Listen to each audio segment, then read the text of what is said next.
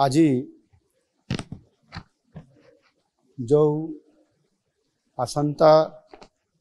2024-25 आर्थिक वर्ष पर जो पूर्णांग बजेट आसीबो सेथिपाई गोटे प्री बजेट रो प्रस्तुति पाई आज जो माने ये बजेट उपरे अध्ययन करिसंती पूर्वरु बजेट प्रस्तुत करिसंती बजेट को कार्यकारी करिसंती अर्थ मंत्री एवं अर्थ विभाग रो सचिव एवं जो माने अर्थ उपरे पांडित्य अर्जन करिसंती एवं विभिन्न ये अर्थ संबंधी अनुष्ठान संपुक्त अछंती समानंको आज डका जाइथिला। आपण माने जानती आम सरकार प्रथम ही लोकंक सरकार भावरे साधारण जनतांकर मतामत को गुरुतर दे आसी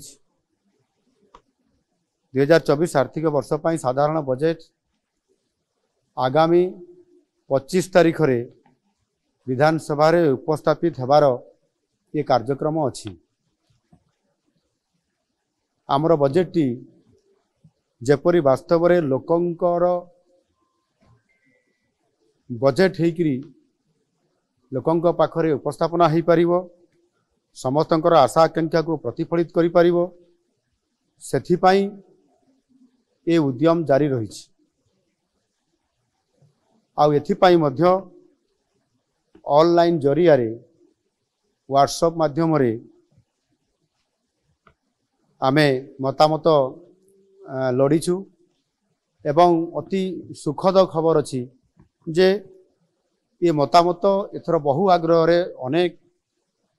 लोक इतरे सामिल होइचंती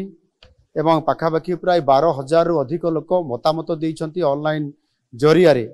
जहा कि पूर्व वर्ष मानक तुलना रे ये 6 गुण अधिक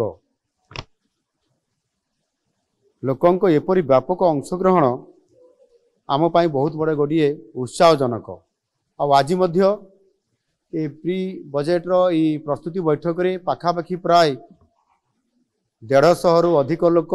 विज्ञ लोक एटी उपस्थित थिले। सेमानक भितर अनेक जहाँ मु कहली अर्थ संबंधी विभिन्न विभाग विशेषज्ञ अर्थनीतिज्ञ पूर्वतन अर्थमंत्री अर्थ सचिव एवं समाजर विभिन्न वर्गर लोक माने अर्थ संबंधी जो माने अनेक ओडिशार भविष्यत कथा चिंता करती से समस्ते विभिन्न मतामत देइछंती।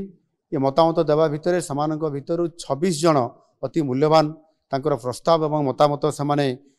सेठी उपस्थापना करने सहित मध्य लिखित आकार मध्य प्रस्ताव से देइछंती। सेमानकर समस्त मतामत एवं प्रस्ताव को आम विभाग तरफ लिपिबद्ध करा जाइछि एवं ताहाकु विचार करी आगामी दिन रे जो आमर बजेट आसबार अछि तांकर मतामत को निश्चित भावरे आमे यथासंभव एथिरे प्रतिफलित करिया पई आमे चेष्टा करिवु आ सेथि पई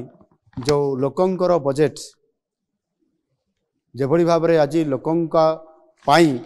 प्रस्तुत हेबा को जाउ अछि ता निश्चित भावरे आगामी दिन रे ओडिसा को नुआ ओडिसा गठन करिबारे सहायक हबो। धन्यवाद।